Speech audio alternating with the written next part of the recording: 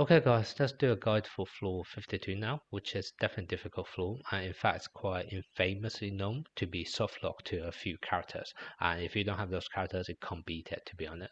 Now one of those characters is going to be Toji, and in fact it's kind of the only like consistent and also viable strategy right now, and the reason is basically this enemy apply a buff every 2 turns, which is either damage reduction or damage dealt, and that's going to be very annoying. And Toji is kind of like one of the few characters who can actually remove a buff, so that's kind of why Toji is a good choice here.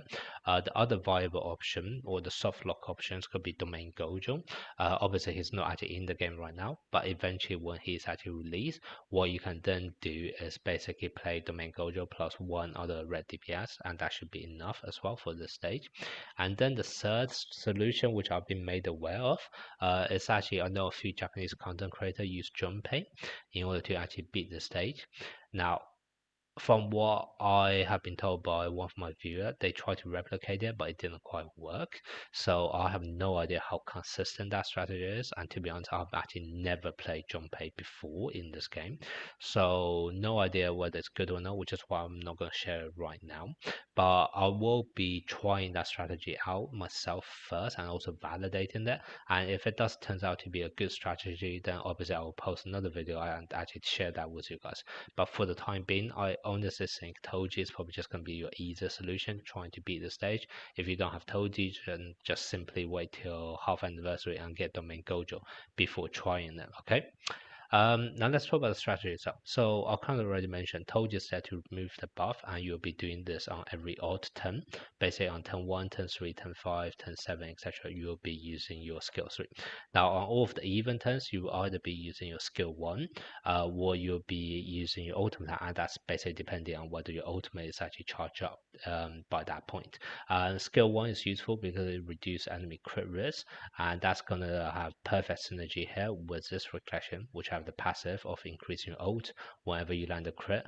And this strat does actually require you to charge up your ult very fast. You need to charge up your ult in like 4 turns. So that's kind of why whenever you're not using skill 3, you will be using skill 1 unless your ult is already ready to go. Okay. Now the other thing you also have to bear in mind is the enemy would be using his special attack on turn 5. Well, whenever he uses his special attack every 5 turns, you will be able to get rid of your curse energy and also your ultimate energy, which basically means that ideally you want to have all of your characters use their ultimate attack by turn 5 as well. And that's basically why I have Unity on my Yaga and also Toga here to make sure I can actually charge up all of my ult fast enough by turn 5. Now Toga only needs to be there for 1 turn, which is kind of why I have this taunt reflection. He would die on turn 1 and then actually bring in Hanami, who is actually a lot more useful in this stage. So that's basically the reason why I have this team set up here. Now, in terms of other reflections, they are kind of all needed. Like a Wish from Past is going to be very helpful because the battle will actually drag out for like 15, 16 turns, etc. So you kind of need that. And the Mutual Trust is also going to be needed because that plus 10 curse energy is going to be worth enough for your Yaga and enemy to buff for the first 4 turns because your Toji will actually want to nuke use his ultimate attack on turn 4. Now, even though I said your ultimate energy will only be decreased by enemy special attack, which is happening on turn 5, but remember, on all of the odd turns, on turn 1, turn 3, turn 5, you have to use your skill 3 to remove enemy buff anyway. So the only time you can actually nuke is going to be on the even turn. So that's kind of what I told you, have to nuke on turn 4. And then depending on whether your enemy get hit or not, you can either do a combo attack between Nanami and Toji on turn 4 if he is also charged up, or if he's not charged up, then what's going to happen is just your Yaga, Nanami, and also Hanami will be using their ultimate attack on turn 5 instead. Either approach I think is going to work. It's not going to matter a huge amount of deal. What's going to then happen next is actually going to be the more crucial part, which is that at the end of turn 5, your ultimate energy is going to be sucked away. And basically that means your Toji is going to start from 0.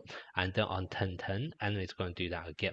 So what that basically means is you have exactly 5 turns to charge up your auto attack again. And in fact, you only have 4 turns because you actually need to nuke on turn 10. So basically, you only have 4 turns to charge up your ult energy. And this is where Unity is going to be very helpful again in order to make sure you actually do that. And this is a time where there's then a bit of RNG check, because you actually need to make sure you actually land crit quite a few times, just so that you can actually then trigger this passive, which allow you to actually charge up your ult in time. Either you have to land a crit or the enemy actually target you, and therefore you get charged up your ult by getting hits as well. Either way works, but there's definitely a bit of RNG to make sure you can actually charge up your ult by 10-10.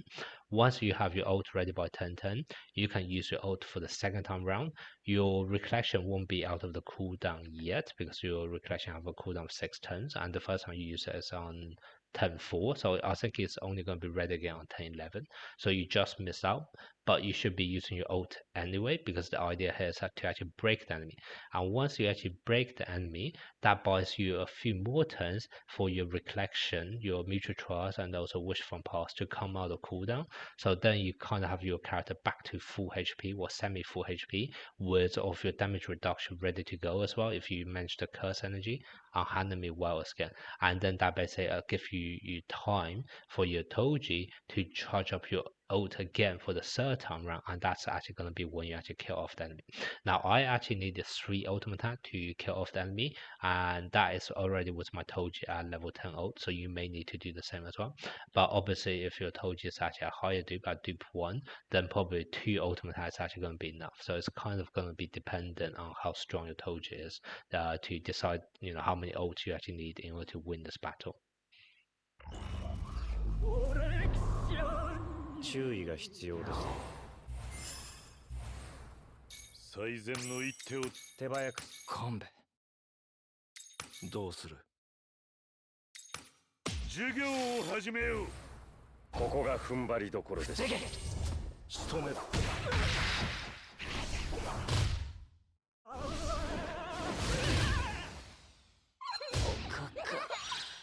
では始めましょう。相手手早く参りましょう。どうする？では教育の時間だ。ここが踏ん張りどころです。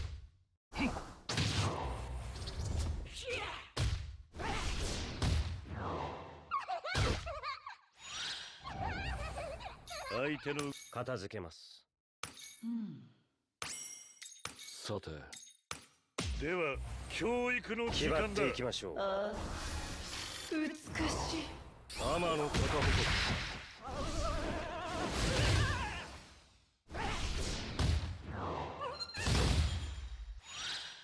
相手の動きを観察しろ。さて行きますよ。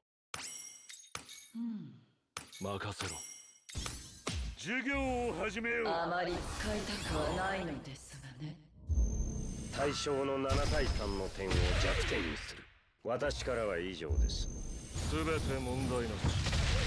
殺す。決めます。逃がすか。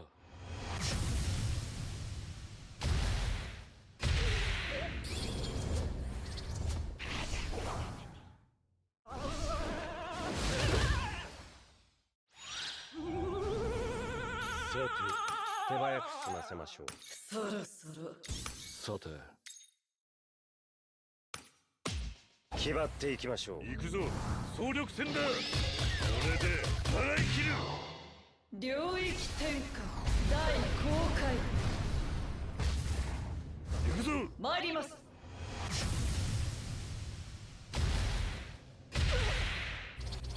仕留めろ。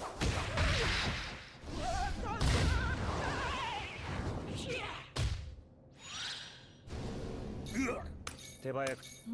どうする？終わりだな。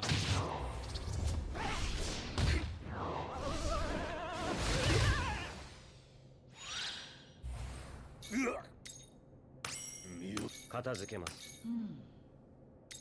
さて授業を始めよう。決まっていきましょう。あまり使いたくはないのです。仕留めろ。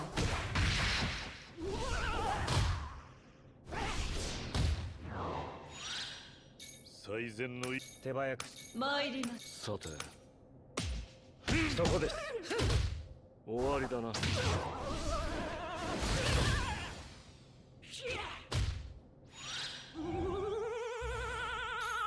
善の一手を常に考え、手早く任せろ。授業を始めよう。気張っていきましょう。すべて問題なし。最後まで気を抜くな。相手の隙を見逃すな。片付け。さて。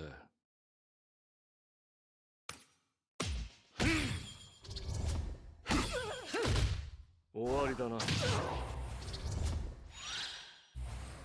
相手の隙を見逃すな。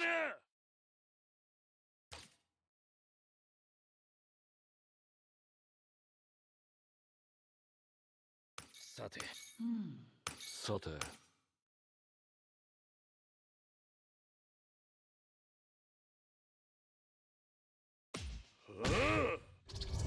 そこです。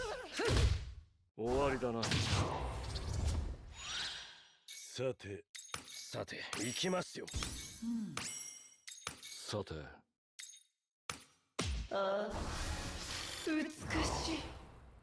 行くぞ、総力戦だ。これで払い切る。対象の7対3の点を弱点にする。私からは以上です。行くぞ、今です。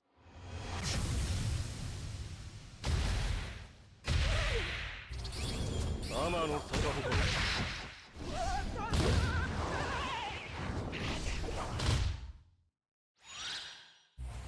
うわっ、妙な技を手早く済ませます。参りましょう。授業を始めよう。気張っていきましょう。天の逆鉾。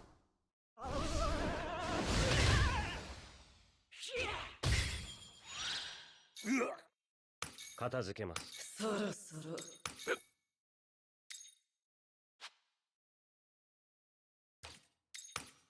では教育の時間だ。領域転換大公開。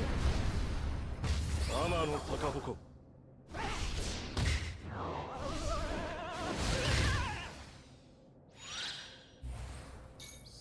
手早く任せろ。そこです。すべて問題なし。殺す。